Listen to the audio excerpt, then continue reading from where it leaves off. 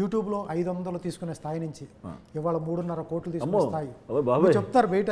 సుహాస్ గారి డేట్లు అంటే 3.5 కోట్లు అన్నారు. లేదండి బాబు, వాళ్ళు X90 కార్ తిరిగే వరకు వచ్చారు. ఇప్పుడు ఎట్లా ఉంది సార్ ఆ స్థాయి నుంచి ఇక్కడ నుంచి పోల్చుకుంటే సుహాస్ గారి స్థాయి? జనరేషన్ అయితే అంత పెరగలేదు బాబు. అందరు 3 అని అంటున్నారు. మా ఆవిడ అడుగుతుంది నన్ను, ఎక్కడ పెడుతున్నావు డబ్బులు? లేదు బాబు. ఎట్లా ఉంటుంది సార్ కెరీర్ చూసుకుంటే? కెరీర్ డెఫినెట్గా మనం 100 రూపీస్ నుంచి జూనియర్ ఆర్టిస్ట్గా ట్రై చేసి బ్యాక్గ్రౌండ్ ఆర్టిస్ట్గా నుంచుని 100, 500 అలా చేసుకుంటూ వచ్చి చాయ్ బిస్కెట్లో షార్ట్ ఫిల్మ్లు చేసి నెలకి 20,000 ఎంత తీసుకుని ఫ్రెండ్ క్యారెక్టర్స్ చేసి ఇంత కొంచెం సంపాదించి తర్వాత హీరో అయ్యి డెఫినెట్గా చాలా. నేను ఎప్పుడైనా ఖాళీ ఉంటే మార్నింగ్ కార్లో ఒక్కనే తిరుగుతాను సార్. ఆల్మోస్ట్ ప్రతిరోజు ఒక్కడిని తిరిగి ఇదే జర్నీ గుర్తు చేసుకుంటూ ఉంటుంది. నేను తిరిగిన రోడ్లు శ్రీనగర్ కాలనీ, ఇప్పుడు ఇదే ఆఫీస్ మీద ఎన్నిసార్లు తిరిగానే ఉంటాం 2014 ఆ టైంలో ఫోటోలు పట్టుకుని. సో ఇప్పుడు ఈ ఆఫీస్లో కూర్చొని మనం ఇంటర్వ్యూ చేస్తున్నాం, రాజుగారి సినిమాని డిస్ట్రిబ్యూషన్ తీసుకున్నాను అనేది నాకు చాలా హై పాయింట్. నాకు కొన్ని ఇయర్స్ వరకు ఫ్యూయల్ అది తలుచుకుంటూ వాళ్ళు చూపించిన ఎవరికి ఏంటి ఏముండదు, నాకు నేను హ్యాపీ ఫీల్ అవుతాను. జూనియర్ ఆర్టిస్ట్గా ఏం చేశారు సార్? ఏ సినిమాలు చేశారు? 100 రూపాయలు తీసుకుని ఏం చేశారు మీరు? నాకు అదే ఇదే తెలుసు. మళ్ళీ ఇది పడిపడి లేచే మనసు అప్పటికి నాకు చాయ్ బిస్కెట్లో పేరు వచ్చింది. సినిమా పరంగా అదే కదా ముందు ఉన్నాయా? చాయ్ బిస్కెట్కి ముందు షార్ట్ ఫిల్మ్స్కి ముందు ఉన్నాయి కొన్ని. ఏ సార్ చెప్పండి. మీ దీంట్లో కూడా రావట్లేదు, విక్కీలో కూడా లేవు అవి. ఎలా ఉంటాయి చెప్తే ఉంటాయి. ఇప్పుడు కొన్ని వాటిల్లో అంటే నేను చెప్తే తప్ప తెలియదు. ఒకసారి చెప్పండి. అంటే గుర్తులేవు సార్ పేర్లు. చేశాను ఒక 4 ఫిల్మ్స్ 5 ఫిల్మ్స్ అట్లా చేశాను. ఎక్కడ ఉండేవాళ్ళు సార్ అప్పుడు ఆ టైంలో? అప్పుడు బ్యాక్గ్రౌండ్లో ఉండేవాళ్ళు. ఇక్కడ కొండాపూర్లో మా రూమ్మేట్స్ అందరూ సాఫ్ట్వేర్ ఇంజనీర్లు అండి. సో మొత్తం వాళ్ళే చూసుకునేవాళ్ళు. నా రూమ్మేట్స్ లేకుండా ఉంటే అసలు నాకు ఫుడ్ బెడ్ ఏమీ లేవు. వాళ్ళే వీడు ట్రై చేస్తున్నాడు కదా, మన అందరం సాఫ్ట్వేర్ సైడ్ ఒకటి ఆర్టిస్ట్కి ట్రై చేస్తున్నాడు కదా, అండ్ ఎంకరేజ్ చేద్దామని వాళ్ళు మా రూమ్మేట్స్ కూడా చాలా పాజిటివ్గా నన్ను ఎంకరేజ్ చేసి ఫుడ్ పెట్టి కొన్ని సంవత్సరాలు చూసుకుని సెటిల్ అయ్యేదాకా చూసుకున్నారు. ఇక్కడ కొండాపూర్లో దగ్గరే ఒక చిన్న రూమ్లో ఉండే, తర్వాత అటు మళ్ళీ కొండాపూర్లోనే ఎక్కడో మారాం.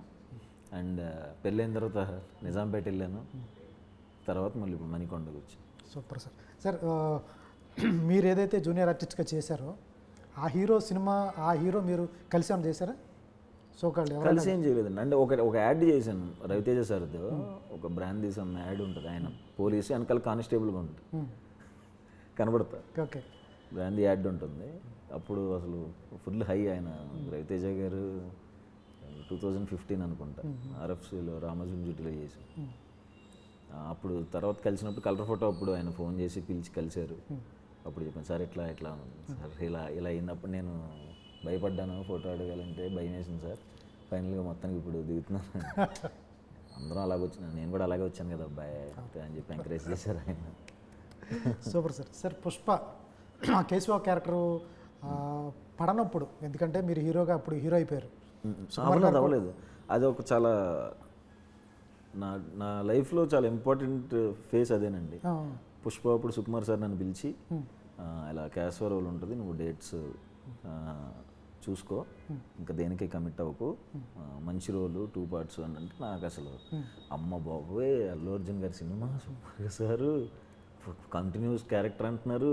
నాకు ఆ భాష ఒక 3-4 రోజులు వెళ్ళాను, నాకు బట్టలు వేసి చూశారు, ఆ యాక్సెంట్ మాట్లాడిచ్చారు, అవన్నీ అవుతుంటే నాకు అసలు ఆ టైంలో వీడు వచ్చాడు సందీప్ గారు, కలర్ ఫోటో ఎడిటర్ వచ్చి ఇలా హీరోగా ఒకటి రెడీ చేశాను. ఏంటి హీరోగా రెడీ చేశాను. అప్పుడు ప్రతిరోజు పండుగ షూట్లో ఉన్నాను. ఇదేంట్రా నాయన హీరో ఏంట్రా బాబు, పెద్ద సినిమా రా, అది ఏంటి అర్థమవుతుందా నీకేమన్నా, నేను ఇంకే సినిమా ఇవ్వను, నేను అటు వెళ్తున్నాను అని చెప్పాను. చెప్తాను ఒకసారి ట్రై చేయని. అండ్ నా ఫ్రెండ్ మేము ఎప్పటి నుంచో ట్రావెల్ అయ్యాము, మా బ్యాచ్ అందరం కలిపి చేస్తున్నాము, నన్ను నమ్ము, నీకు డెఫినెట్గా లైఫ్ మారిద్దని. నేను నమ్మకం ఒకసారి ఏదైనా డెసిషన్ తీసుకోవాలంటే తిరుమల వెళ్తాను, ఇంపార్టెంట్ డెసిషన్స్. తిరుమల వెళ్ళి అలా రోడ్స్ మీద నడుస్తుంటే తిరుమల రోడ్స్ మీద ఒక క్లారిటీ వచ్చేస్తుంది. మరి ఏం ధైర్యం వచ్చిందో తెలియదు, ఆ డెసిషన్ చేసేద్దాం, నేను హీరోగా చేసేస్తానని చెప్పాను సందీప్కి. లైఫ్ మారిపోయింది. సుకుమార్ గారికి ఎలా చెప్పారు మీరు? ఆయనే అంటే తర్వాత వాళ్ళు అంటే వేరే కూడా చూస్తున్నారు జగదీష్ని కూడా మెల్లగా ఎట్లనో గుర్తులేదండి.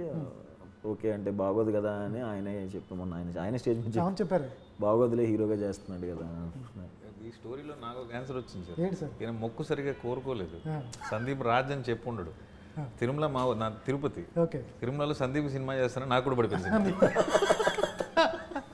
Super sir. Sir cinema concept విషయానికి వస్తే చాలామంది సాఫ్ట్వేర్ పీపుల్ కానీ బయట పీపుల్ కానీ అబ్బాయిలు పిల్లలు పుట్టట్లేదని చాలా స్వామిలీజుల చుట్టూ తిరుగుతున్నారు, డాక్టర్ల చుట్టూ తిరుగుతున్నారు, రకరకాల పూజలు చేస్తున్నారు, రకరకాలుగా హాస్పిటల్స్లో ప్రాబ్లమ్స్ ఉన్నాయి.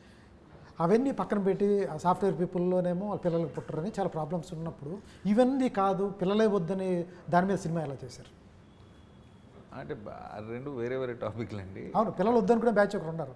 పిల్లలు పుడదాం అనుకున్నా ఈయన వద్దంటున్నాడు, పిల్లలు కావాలనుకుంటే వాళ్ళకి పుట్టట్లా. దానికి ఒక ఎమోషనల్ రీజన్ ఉందండి. మనం టీజర్లో యాక్చువల్గా ఏం చెప్పామంటే, ఒకవేళ తండ్రిని అయితే నా పిల్లల్ని బెస్ట్ హాస్పిటల్లో చూపించాలి, పిల్లల్ని బెస్ట్ స్కూల్లో చదివించాలి, బెస్ట్ కాలేజీలో చదివించాలి, బెస్ట్ ఎవరైనా పిల్లలు కనకూడదే అనుకుంటారు. అది ప్రతి ఫాదర్ ఎమోషన్. ప్రతి father and mother, wife and husband, భార్యాభర్తలు కలుసుకుని మనం ఇంకొక అంశం ఎందుకు అనుకుంటామంటే మనకంటే బెటర్ లైఫ్ ఇవ్వాలి అనుకుంటాం కదా. అక్కడ కాన్ఫిడెన్స్ లేకపోవడం వల్ల. ఎందుకు లేదు అంటే డబ్బు ఇవ్వాలి, డబ్బు అనేది ప్రతిదానికి కావాలి. సో పిల్లలు అంటే అదొక 30 ఏళ్ల ప్రాజెక్ట్.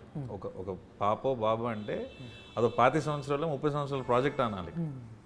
అందుకనే వద్దనుకుంటాడు అనేది ఒక ఎమోషనల్ రీజన్ ఇచ్చాం. ఊరికనే for the sake of it లేదు నాకు వద్దు అనేది కాదు, దానికి ఒక ఎమోషనల్ కనెక్ట్ పెట్టాం. ఏంటి సార్ కండోము ఇదేదో బాలీవుడ్ నుంచి ఒక సినిమా ఉంది, దాని నుంచి ఇన్స్పైర్ అయ్యారు. ఎందుకంటే ఒక కండోమ్ కంపెనీ మీద కేసు వేయటం బాలీవుడ్ ఫిల్మ్ ఉందని మన సైట్స్లో రాశారు. నాకు తెలియదు సార్, వెరీ ఆనెస్ట్లీ తెలీదు. మనమైతే 2020 లాక్డౌన్లో ఆగస్ట్లో మన సినిమా రిజిస్ట్రేషన్ చేయించాను. ఐడియా అయితే 2020 మార్చ్ ఆ టైంలో, మార్చ్ లాక్డౌన్ ముందు అప్పుడు నేను నరేషన్ చెప్పాను సార్కి. ఆనెస్ట్గా నాకైతే తెలియదు సార్. సార్ ప్రశాంత్ నీల్ గారి దగ్గర చేశారు అంటే ఆ అసిస్టెంట్స్ కానీ ఆ అసోసియేట్లు కానీ కత్తులు కటార్లు లేకపోతే బాంబులు లేపేసేటాలు లేకపోతే హీరో ఇమేజ్లు భయంకరంగా చేయించడాలు ఆడావుడే గందరగోళం మామూలుగా ఉండదు. హైపు నీల్ గారి దగ్గర నుంచి వచ్చారంటే పెద్ద పెట్టేసి కూర్చోబెడతారు, కథ గ్రాండ్ ఇయర్లో ఉంటుంది అనుకుంటారు. మీరు చిన్న కథని ప్రతి ఫ్యామిలీలోకి వెళ్ళే కథని సుహాస్ లాంటి హీరోతో చెప్పించారు. ఏంటి అక్కడ నీళ్ళకి అక్కడికి చూసిన దానికి మీరు ప్రశాంత్ గారి నీళ్ళు దానికి అక్కడ మ్యాచ్ అవ్వట్లేదు. ఎక్కడ ప్రశాంత్ గారిని వ్యక్తిగతంగా మీరు కలిసి మాట్లాడితే మన సినిమాలో ప్రసాద్ క్యారెక్టర్ ఎంత సింపుల్, ప్రశాంత్ నీల్ గారు అంతే సింపుల్ వ్యక్తి అండి. ఆయన తీసే సినిమాలు చాలా పెద్దవి. మన సినిమా చిన్నదేమో కానీ ఎమోషన్ ఇండియాలో బిగ్గెస్ట్ ఎమోషన్ అని నేను ధైర్యంగా చెప్పగలను. ఎందుకంటే ఒక ఫాదర్ ఎమోషన్, ఒక మదర్ ఎమోషన్ అంటే అంతకంటే పెద్ద ఎమోషన్ ఉండదు, ఏది ఉండదు. సో అంత పెద్ద సినిమా అండి actually. By emotion it is the biggest film. At the same time Prashanth సార్తో అంటే నాకు ఒక బ్రదర్ లాగా ఆయన. సో చాలా ట్రావెల్ ఉంది. సో ఆయనతో కూడా సరదాగా మాట్లాడు, సార్ మీరు సలార్లు కేజీఎఫ్లు ఇవన్నీ మా వల్ల కాదండి. నేను అనసి నాకు రాదు. ప్లస్ మనకున్న చాయిస్ ఏంటంటే నాకు సినిమాలు కూడా ఎక్కువ అలవాటు లేదు సార్, చూడటం చదవడం బ్యాడ్ హ్యాబిట్. మా ఇంట్లో ఇంజనీరింగ్ దాకా టీవీ కూడా లేదు. నేను సినిమాలకు వచ్చాను లాస్ట్కి. నేను సాఫ్ట్వేర్ జాబ్ చేసి మానేసి వచ్చాను.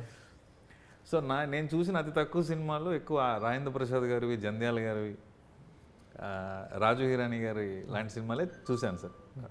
సో నాకు రైటింగ్ సైడ్ కూడా ఒక హ్యూమరస్గా పెద్ద విషయమైనా చిన్న హ్యూమరస్గా చెప్పాలి అనే కథలే నాకు బాగా నచ్చుతాయి. మీరు అలాంటి వాళ్ళు అంత టేస్ట్ ఉన్న వాళ్ళు ప్రశాంత్ నీల్ గారి దగ్గర ఎలా వెళ్ళారు సార్? కోఇన్సిడెన్స్ అండి. యాక్చువల్గా ప్రశాంత్ సార్తో నేను అసలు ఆయన దగ్గర నాకు పనిచేసే అవకాశం వస్తుంది కూడా ఊహించలేదు సార్.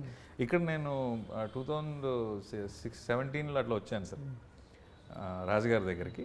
సో ఆ ట్రావెల్లో నాకు హర్షిత్ గారు పరిచయం అవటం, హర్షిత్ గారికి ప్రశాంత్ గారు ఫ్రెండ్ అవటం, వాళ్ళిద్దరు ఒకసారి కలిసిన మీటింగ్కి నేను వెళ్ళటం, అలా ప్రశాంత్ సార్తో ట్రావెల్ ఏర్పడింది. అలాంటి డిస్కషన్స్లో నుంచి ఆయన మరి ఏం చూసారో నాకు రైటింగ్ అవకాశం ఇచ్చారు. సో సలార్కి అలా కుదిరింది సార్. నేను అసలు అనుకోలేదు ప్రశాంత్ సార్తో పనిచేస్తాను. ఎట్లా ఉంటాడు సార్ ప్రశాంత్ గారు? ఎందుకంటే మాకు చాలామంది తెలియదు, ఆయన కూడా మాకు ఇంటర్వ్యూలు ఇవ్వలేదు ఇంతవరకు. చాలా సింపుల్గా ఉంటుంది. నేను అప్పుడే అడుగుతూ ఉంటాను, ఆయన ప్రశాంత్ నీల్ గారా నార్మల్గా చాలా సింపుల్గా ఉంటారు సార్. నేను షాక్ అయినా, అంత పెద్ద డైరెక్టర్. సగటు మధ్యతరగతి కుటుంబం మనిషి ఎలా ఉంటాడు అలాగే ఉంటాడు. Coolest most humble person you will meet. ఆయన సినిమా బ్యాగేజ్లో 1000 కోట్లు 1500 కోట్లు ఏమీ కనపడవు అసలు, జీరో. Very humble. ఇప్పుడు మనం ఎలా ఉన్నాం అలాగే ఉంటారు. థాట్సే చాలా హైగా ఉంటాయి.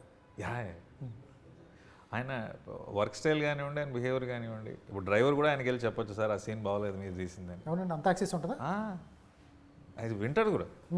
నిజంగా అది లాజికల్ అనిపిస్తే తీసేస్తారు కూడా సినిమాలో. ఏం చేశారు సలార్కి? మీ పార్ట్ ఏంటి సార్? Dialogue writing. స్టోరీ డిస్కషన్స్లో ఉన్నాము, డైలాగ్ రైటింగ్ క్రెడిట్ వచ్చింది.